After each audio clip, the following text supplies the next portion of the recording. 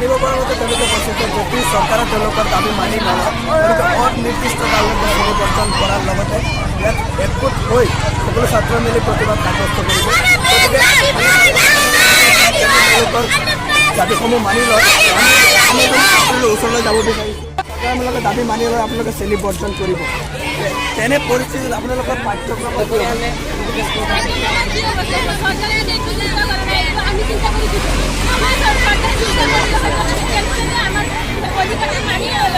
মানে এইটো যে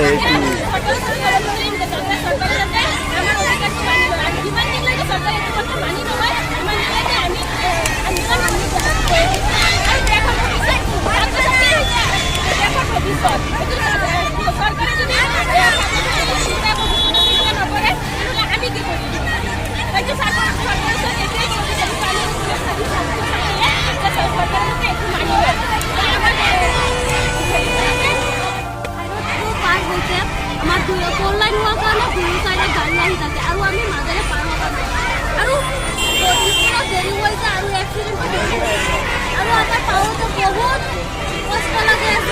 তেতিয়া মানুহ গাড়ী আহি খুন্দা মাৰি দিয়ে আৰু বহুতো গাঁৱত দুখীয়া মানুহ আৰু অভাৱিত নহয় আমি কেনেকৈ যাম আৰু আমি খুজিব কেনেকৈ সেয়া আমাৰ অভাৱিতটো লাগিব আৰু অভাৱিতটো আমাৰ অন্তৰ্ভাগ দিবই লাগিব।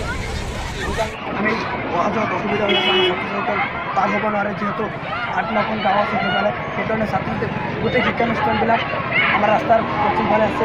গতিকে আমি সেইফালৰ পৰা যেতিয়া ছাত্ৰসকল আহে তেতিয়া তেওঁলোকৰ জীৱনৰ প্ৰতি এটা ভাবুকিৰ সৃষ্টি হয়। সেইকাৰণে আমি চৰকাৰক এখন ফ্লাইঅভাৰৰ দাবী জনাইছোঁ। 2018 চনৰ পৰাই এই দাবী চলি আছে যদিও এতিয়ালৈকে চৰকাৰে একো কাণ খাপ দিয়া নাই। গতিকে আমি চৰকাৰক দাবী জনাম যে তেওঁলোকে যাতে অতি সোনকালে আমাৰ ইয়াত এটা ফ্লাইঅভাৰ নহ'লে এটা আণ্ডাৰপাছৰ ব্যৱস্থা কৰি দিয়ে। যদি চৰকাৰে ইয়াত একো কাণ খাপ নিদিয়ে আমি অনিৰ্দিষ্টকালীন শ্ৰেণী বৰ্জন কাৰ্যসূচী অব্যাহত ৰাখিম।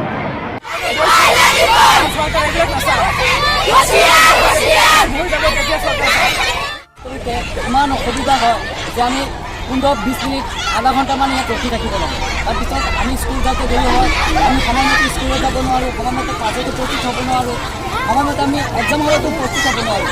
চ' আমি বিভিন্ন সমস্যাৰে জৰ্জৰিত হৈ আমি লিখা-পঢ়া কৰিব লগা হৈছে। আন এক কথা এতিয়া আমাৰ মাক দেউতাকে কি কৰিছে এতিয়া আমাক মানে স্কুল যোৱা বন্ধ কৰিব বিচাৰিছে। কাৰণ ইয়াত আমাৰ জীৱনত আমাৰ জীৱনৰ ভাবুকিটাকে লক্ষ্য ৰাখি আমাৰ মা দেউতাই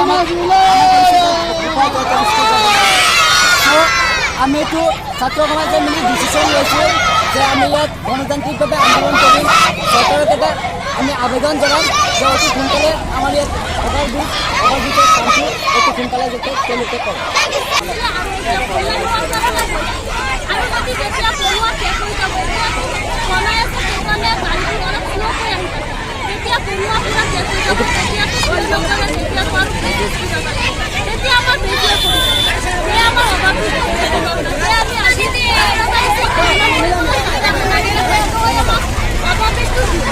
আমি এক নিৰ্দিষ্ট কাৰণলৈ আমাৰ শ্ৰেণীকোঠালি বন্ধ ৰাখিম। আমি এটা ছাত্ৰসকল একেলগ হৈ গণতান্ত্ৰিকভাৱে আন্দোলন কৰিম আৰু চৰকাৰক অনুৰোধ জনাইছোঁ যাতে আমাৰ এটা অভাৰব্ৰিজ নিদিলেও আণ্ডাৰব্ৰিজ এটা যাতে দিয়ে যাতে আমি স্কুলত সুৰক্ষিতভাৱে অহা যোৱা কৰিব পাৰোঁ।